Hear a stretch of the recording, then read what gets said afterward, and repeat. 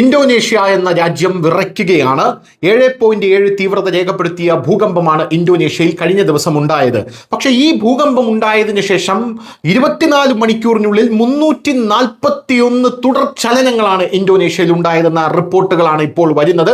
അക്ഷരാർത്ഥത്തിൽ ഇന്തോനേഷ്യ വിറങ്ങലിച്ച് നിൽക്കുകയാണ്. 51 പേരാണ് ഈ 341 തുടർ ചലനങ്ങളിൽ മരണപ്പെട്ടത് എന്നുള്ള റിപ്പോർട്ടുകൾ പുറത്തു വരുന്നു. ടാർപോളിനുകൾക്ക് കീഴിൽ താമസിക്കാൻ ആൾക്കാർ നിർബന്ധിതരാകുന്നു എന്നുള്ളതാണ് മറ്റൊരു പ്രധാനപ്പെട്ട കാര്യം എന്ന് പറയുന്നത്.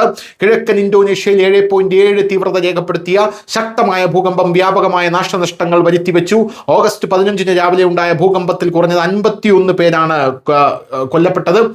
50,000 പേരെ ഇപ്പോൾ മാറ്റി താമസിപ്പിച്ചിരിക്കുന്നു എന്ന വാർത്തകൾ നമുക്ക് ലഭിക്കുന്നു.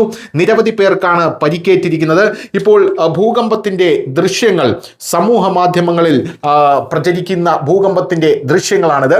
കോപ്പിറൈറ്റ് സ്ട്രൈക്കിന്റെ പ്രശ്നമുള്ളത് കൊണ്ട് ആ ദൃശ്യങ്ങൾ ഞങ്ങൾക്ക് ഇങ്ങനെ മാത്രമേ പ്രേക്ഷകരുടെ മുമ്പിലേക്ക് എത്തിക്കാൻ സാധിക്കുകയുള്ളൂ എന്നുള്ളത് കൊണ്ടാണ് ഇത് ഇത്തരത്തിൽ എത്തിക്കുന്നത്.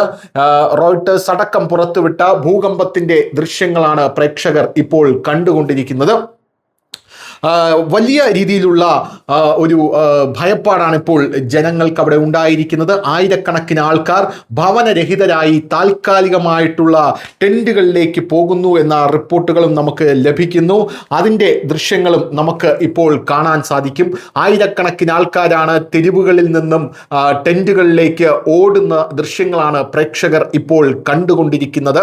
ഇന്തോനേഷ്യ വലിയൊരു ദുരന്ത മുഖത്തെയാണ് അഭിമുഖീകരിക്കുന്നത് എന്ന കാര്യത്തിൽ യാതൊരുവിധ സംശയവുമില്ല.